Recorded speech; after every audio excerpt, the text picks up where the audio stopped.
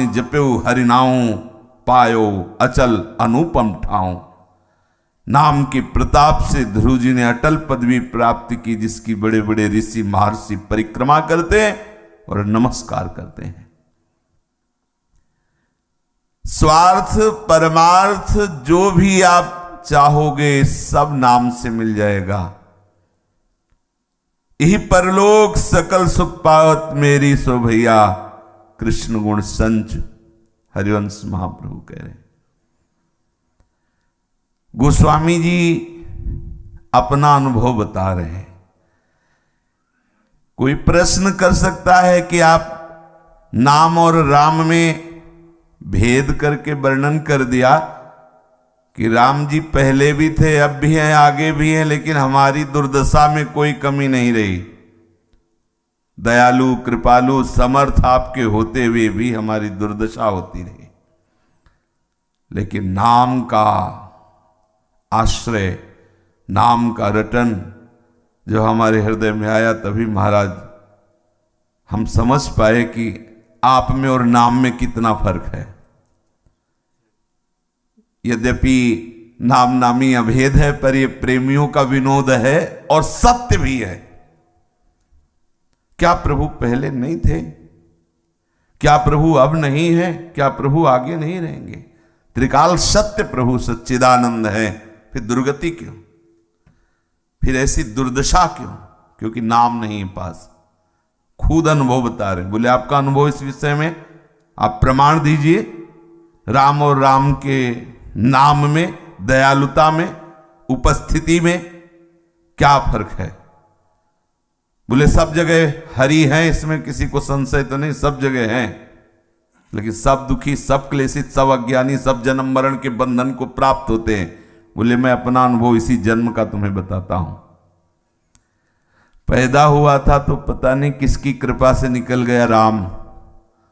उसी संबंध को लेकर कोई कोई कहता है कि राम का है, कोई कोई उसी संबंध को लेकर कोई कोई कहता है राम का नहीं। तो हमारी दुर्दशा हमारे मुंह से सुन लो।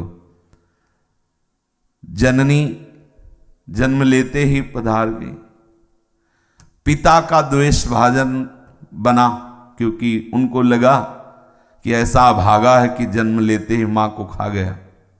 दासी ने पक्ष लिया तो वो भी परम पद की अधिकारिणी हुई। लोक व्यवहार में और अभागा शब्द पुष्ट हुआ कि दासी ने सेवा की, वो भी गई।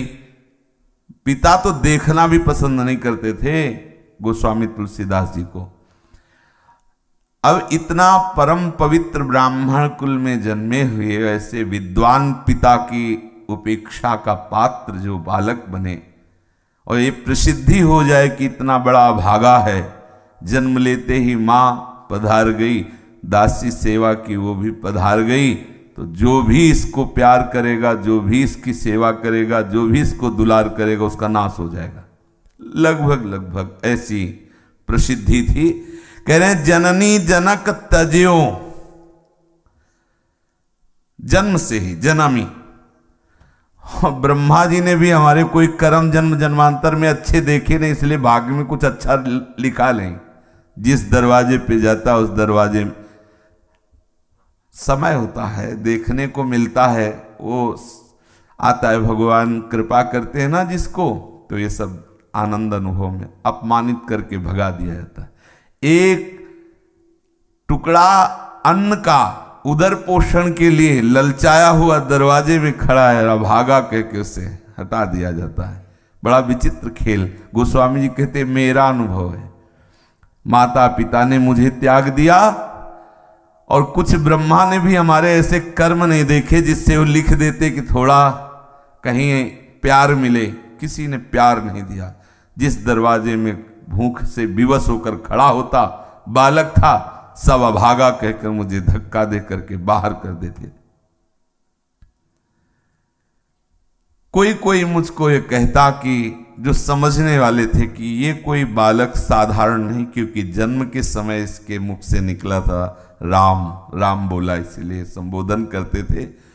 तो जो कोई कोई ऐसे थे वो थोड़ा प्यार भरी दृष्टि से देख लेते थे। मैं केवल उदर पोषण के लिए बिललाता हुआ दरवाजे दरवाजे गया, लेकिन ठोकरें मिली। गोस्वामी जी का अनुभव है। फिरो ललाट बिनु नाम उदर लगी, दुखो दुखित मोहि हेरे। मुझे इतना दुख दिया गया कि जिसे दुख कहते वो भी मेरे दुख को देख करके उसको भी तरस आ गई। इतना दुख। आप क्या समझते हैं? प्रभु का बड़ा विचित्र विधान लीला होता है। गोस्वामी जी को जो बाल अवस्था दुखद व्यतीत हुई, कोई नहीं दरवाजे पे नहीं खड़ा हो, देखते ही लोग धक्का मार के कटु वचन कह के भगा दे। ये अगर खड़ा रहेगा तो कुछ न कोई घटना घट जाएगी, इतना भागा है। उधर पोषण के लिए दरवाजे दरवाजे भटका, अपमान क्लेश और ठुकराया गया। और आज मैं तुम्हें बताता हूं कि जब नाम का आश्रय ली, ये राम का मैं पहले था भी, कोई कहता भी था कि राम का है, तब की हालत बता रहा हूं। गोस्वामी जी खुद कह रहे, ऊपर कहा कि मोहू सो को कहत राम ही को सो प्रसंग के ही केरे। नाम के ही बल से तो मुझे किसी ने कहा कि भाई ये भी राम का, क्योंकि मुख से नाम ही तो निकला, राम बोला तभी तो कहा। और उस समय मैं राम का था, ऐसा नहीं कि नहीं था, लेकिन किसी ने मुझे कभी प्यार नहीं दिया, सदैव ठुकराते ही रहे। माता पिता भाई परिवार बंधु, कहीं प्यार नहीं मिला। और आज जब हमने नाम को पकड़ा है तो तुम्हें बता रहा हूं, बबूल से भी आम का फल मिलता है मुझे। गोस्वामी जी कह रहे कि तुम्हें क्या बताऊं, बबूर बहेड़े का बड़ा निंदनीय माना जाता है लोग, और उसमें उसके नीचे से भी भजन आदि भी उसके वृक्ष के नीचे ने बोले, बबूर और बहेरे से मुझे रसाल आम का फल मिलता है। तुम आश्चर्य मानोगे, बबूल के पेड़ के नीचे बैठ जाऊं तो आम का फल मिलता है। अर्थात जो मुझे दुख देने वाले, मेरा अपमान करने वाले थे, वो भी मुझे आदर करते हैं, मुझे प्यार देते हैं। आज वो सब मुझे दुलार, बबूर बहेड़े का मतलब जो द्वेष करने वाले, अपमान करने वाले, निंदा करने वाले, आज सब मुझे प्यार देते हैं, दुलार देते हैं। ये केवल नाम का फल। नाम प्रसाद लहत रसाल फल, अब हों बबुर बहेरे। इसलिए सबको मैं उच्च स्वर से कहता हूं कि लोक परलोक सब कुछ संभालने वाला अगर कोई है तो एक नाम है।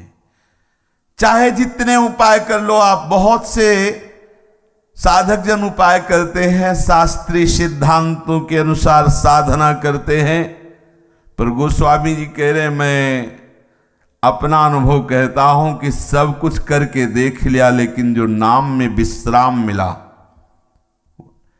तुलसी के अवलंब नाम को एक गांठ कई फेरे। जैसे गांठ एक होती है, उसके ऊपर कई फेरे लपेट दो, तो बात तो एक गांठ से ही है, फेरों से थोड़ी रुकी हुई है। वो फेरे तो केवल उसके ऊपर है। तो हर बात की बात है नाम। प्रभु के होते हुए भी दुर्गति नहीं रुकी, प्रभु के होते हुए भी परमानंद की प्राप्ति नहीं हुई। नाम का अवलंबन हृदय में बैठा लीजिए। आपको जो भी चाहिए, लोक परलोक की जो भी महामहिमामय सिद्धि स्थिति जो भी चाहे, इस बात पर विश्वास कीजिए। गोस्वामी जी कह रहे कि पेट के लिए, उदर के लिए दरवाजे दरवाजे पे भटका, अपमान के सिवा, तिरस्कार के सिवा कुछ नहीं मिला। आज जब नाम का आश्रय ले लिया तो बादशाह अकबर जैसे ताज उतार के चरणों में रखते हैं। था तो राम का पहले भी, लेकिन दरवाजों से भगा दिया जाता था। जब नाम का हुआ तो ये चमत्कार देख लो कि बड़े बड़े सम्राट, राजा महाराजा चरणों में। और आश्चर्य की बात है, गोस्वामी तुलसीदास जी नाम में ऐसे डूबे रहते थे कि भगवान स्वयं उनकी कुटिया का पहरेदारी का कार्य करते थे। राम जी, लक्ष्मण जी, जब रामचरितमानस की रचना गोस्वामी जी ने की तो काशी के विद्वानों के हृदय में कुछ ईर्ष्या हुई कि क्योंकि अवधी भाषा में रचना और इतनी सरल, इतनी शास्त्र सिद्धांत से परिपक्व कि जो तो आसक्त हो जाए, तो सूत्र, अन्य सिद्धांत सूत्र सब उसमें समाये हुए हैं, तो सरल भाषा, तो बड़ी महिमा प्रकाशित हुई। तो जो विद्वान जन उनको चुभा, तो उनको लगा कि ग्रंथ ही को गंगा जी में प्रवाहित कर दिया जाए तो बात बन जाएगी। तो कुछ लोगों को मुद्रा दे करके प्रेरित किया कि रात्रि में गोस्वामी जी वहीं तुलसी घाट में रहते, रात्रि में वो शयन करेंगे तो तुम वो जो ग्रंथ लिखा हुआ है रामचरितमानस वो गंगा जी में फेंक देना। अब वहां ये थोड़ी कि कोई अंगरक्षक लगे होंगे, बाबा जी भगवदानंद में मगन है। गए, जो ही प्रथम गेट में गए तो सारंग धनुष धारण किए हुए बिल्कुल चैतन्य, इधर लक्ष्मण जी इधर राम जी, और अंदर से गोस्वामी तुलसीदास जी की सोने की आवाज है, मस्त सो रहे, राम जी जग रहे, दास सो रहा है स्वामी रक्षा में। उन्होंने सोचा कि आज तक तो हम जाना नहीं इतने नव किशोर, इतने श्रेष्ठ बलवान ये अंगरक्षक रखते। कहते 4 कुटिया के दरवाजे थे, हर दरवाजे पर गौर श्याम जोड़ी धनुष बाण से बिल्कुल वो भाग गए। फिर सुबह आए कि मिले उन अंगरक्षकों से, बड़े सुंदर थे, बड़ा आनंद। तो गोस्वामी जी अकेले बैठे नाम जप कर रहे थे, प्रार्थना की कि रात्रि में जो किशोर वीर रक्षा करते हैं वो कहाँ गए हैं। तो कौन किशोर वीर, हमारी कुटिया में तो हम ही हैं और तो कोई। बोले नहीं, हम रात में आए थे, देखा है शायद।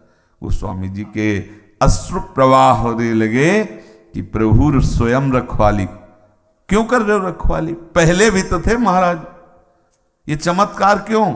हम नहीं मानेंगे आपका चमत्कार, ये नाम का चमत्कार है।